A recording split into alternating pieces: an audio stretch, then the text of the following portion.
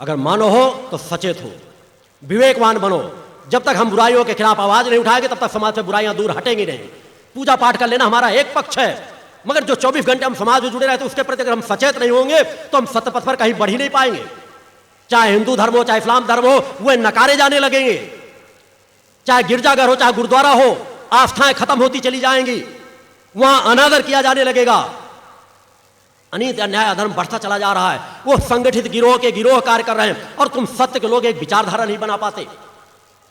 एक अपराधी, एक गुंडा किसी मोहल्ले से अगर निकल रहा होता है तो 10 लोग सर झुका के बैठ जाते हैं कि इसको हम क्या इससे टकराएं।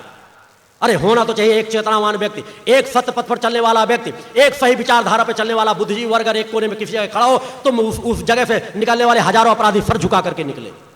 समाज में होना तो चाहिए की जय। उस परिवर्तन की ओर तुम्हें जागृत होना है। तुम लोगों के पास अलौकिक क्षमताएं भरी पड़ी है। अरे अपने लाभ हानि से किससे भय खाते हो? किसी का सहारा देने में तुम्हें कुछ क्षति हो जाए, क्षति हुई किसकी? यह शरीर तो नाशवान है, आज आया और कल जाएगा। जन्म लेने में जिसमें हम प्रफुल्लता बनाते हैं हर पल मृत्यु की ओर बढ़ रहा है। मगर हमारा यह शरीर जिसका हम चाहें तो जितना सदुपयोग कर सकते हैं, अंदर आए बैठी हुई आत्मा को हर शरीर में और चेतनावान बना सकते हैं।